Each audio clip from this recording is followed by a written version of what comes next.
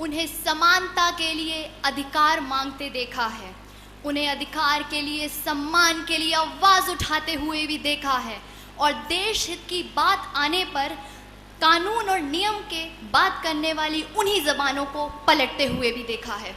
सभा में उपस्थित सभी गणमान्य सदस्य, विशिष्टगण, श्रोतागण, आप सभी को मेरा सादर प्रणाम। आज मैं विषय समान नागरिक संहिता देश हित में है के पक्ष में अपने विचार लेकर प्रस्तुत हूँ। भारत विश्व का सबसे बड़ा लोकतांत्रिक देश है। इसकी प्रतिष्ठा एक धर्मनिरपेक्ष देश के रूप में है। यहाँ अनेक धर्म व संस्कृतियाँ सम्मान भाव से रह रही हैं। सूचना क्रांति ने संपूर्ण विश्व को एक गांव में तब्दील कर दिया है, जिसके कारण कोई भी घटना पल भर में पूरे विश्व में फैल जाती है। ऐसी स्थिति में घटना से प्रभावित लोग तो कम होते हैं, लेकिन अपना मत प्रकट करने वाले अनेक होते हैं। तब समस्या अधिक व्यापक और समाधान अधिक जटिल होते जाते हैं। महोदय, आज वाद विवाद का मुद्दा समान नागरिक संहिता देश हित में है भी इसी दौर से गुजर रहा है। देश को स्वतंत्र हुए 7 दशक से भी अधिक हो गए हैं, लेकिन हम आज भी इस मुद्दे के पक्ष और विपक्ष के मझधार में फंसे हुए हैं। समानता का अधिकार संविधान के अंतर्गत प्रत्येक नागरिक को प्राप्त है। यदि हमें देश के नागरिक को सर्वश्रेष्ठ बनाना है तो हमें ज़रूरत है हर नागरिक के लिए समान नज़रिया विकसित करने का, क्योंकि समान नज़रिया ही देश हित में है। इस संदर्भ में कहना चाहूँगी, अगर देश में समान नागरिक संहिता के कानून होते तब धर्म और जातियों पर इस तरह सवाल नहीं होते। हर व्यक्ति केवल भारत के नागरिक होते तथा सर्वहित और श्रेष्ठता ही उनके प्रतिमान होते। सम्मानित मंच, समान नागरिक संहिता व देश हित की बात रखते हुए मैं कहना चाहती हूँ कि हर धर्म का संरक्षक उनका पर्सनल लॉ है, जिसे समान बनाने की आवश्यकता है, जो संविधान के भाग 4 में राज्य के नीति निर्देशक तत्वों में का निगाह तत्व है, जो कहता है कि सभी पर्सनल लॉ में संशोधन कर उसे समान होना चाहिए। महोदय, अभी तक सभी धर्म और जातियां अपने व्यक्तिगत मामलों का निपटारा अपने निजी कानूनों के तहत करते हैं, लेकिन मैं कहती हूं कि जब देश एक, संविधान एक, तो कानून अलग अलग क्यों?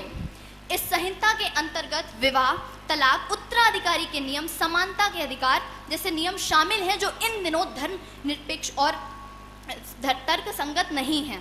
इन मामलों में समानता के अनुरूप बदलाव कर इस संहिता को दृढ़ता पूर्वक हमें स्वीकार करना होगा, तभी देश का हित संभव है। हमारे भारत में विभिन्न समुदाय के लोग रहते हैं, उनके अपने धार्मिक कानून हैं। क्रिश्चियन मैरिज एक्ट 1972, भारतीय तलाक कानून 1969, यहूदियों का मैरिज एक्ट, पारसी का मैरिज और डिवोर्स एक्ट 1936 और मुस्लिम का पर्सनल लॉ है। उदाहरण के लिए विवाह मुद्दा है।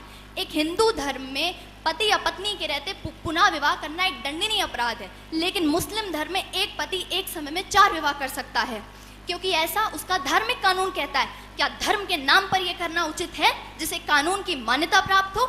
एक व्यक्ति के लिए यह कृत्य अपराध श्रेणी में और दूसरे के लिए व्यक्ति के लिए अपराध नहीं है। ये कहाँ का न्याय है महोदय? 1968 में शाहबानो अपने बच्चों के लिए गुजारा भत्ता की मांग करते हुए उच्च न्यायालय पहुंची। सर्वोच्च न्यायालय ने एक साथ 3 तलाक के विरोध में अपना फैसला सुनाया तथा उस समय एक बार फिर इस मुद्दे, इस संहिता को लागू करने पर जोर दिया गया। मुस्लिम पर्सनल लॉ की शुरुआत 1937 में हुई थी, जो कि शरीयत पर आधारित है, और शरीयत प्रमुखता कुरान के प्रावधानों और उसकी शिक्षाओं पर आधारित है, जिसके अंतर्गत विवाह, तलाक, उत्तराधिकारी के नियम जैसे आदि नियम शामिल हैं। 1985 में जॉर्डन बनाम एस चोपड़ा मामला सामने आया। इसमें एक क्रिश्चियन महिला और एक सिख पुरुष के विवाह के कुछ महीनों बाद ही बात तलाक पर पहुंच गई। मसौदा यह उठा कि क्रिश्चियन महिला के कानून के तहत ही तलाक हुआ, और ये मसौदा इस तरीके से उठा कि 2 धर्मों के अलग लोग होते हुए भी एक धर्म के आधार पर क्या तलाक करना न्यायपूर्वक था? नहीं महोदय। इस संहिता को लागू करने की मांग तो 1840 से उठ रही है, लेकिन आज भी इसे कानूनी स्वीकृत न मिलने के कारणों में कभी वोट बैंक की राजनीति तो कभी अवसरवादिता की परिस्थितियां आड़े आ जाती हैं। इसके अतिरिक्त वोट बैंक की राजनीति, इसके अतिरिक्त न्यायपालिका पर विभिन्न कानूनी धर्मों से बोझ बढ़ता है तथा फैसले सुनाने में उनको सालों लग जाते हैं। इसे आम सहमति न मिलने के कारणों में एक कारण यह भी है कि समान नागरिक संहिता से आपके धार्मिक अधिकारों का हनन होगा, यह बात लोगों के मन में घर कर गई है महोदय, जो कि पूर्णतः गलत है, क्योंकि अनुच्छेद 29 के अनुसार हर वर्ग के व्यक्ति को अपने धार्मिक मान्यताओं और जातियों का पालन करने की पूर्ण आज़ादी है। इसके पश्चात मैं इस संहिता के लागू होने की कुछ विशेषताएं तर्क सहित बताना चाहती हूँ। इससे महिलाओं को समानता का अधिकार व सम्मान मिलेगा, सही मायनों में धर्म निरपेक्षता को बढ़ावा मिलेगा। इस समानता के लागू होने से ही हमारे देश में आपसी नागरिकों के बीच की एकता से देश की एकता को बढ़ावा मिलेगा। तथा अंत में मैं अपनी वाणी को विराम देना चाहती हूँ, कहना चाहती हूँ कि हमें महात्मा गांधी के उन शब्दों को याद करना चाहिए कि मैं नहीं चाहता हूँ कि मेरे सपनों के भारत में एक धर्म का विकास हो, बल्कि मेरी ये सहिष्णु इच्छा है कि मेरे देश में हर धर्म कंधे से कंधा मिलाकर आगे बढ़े।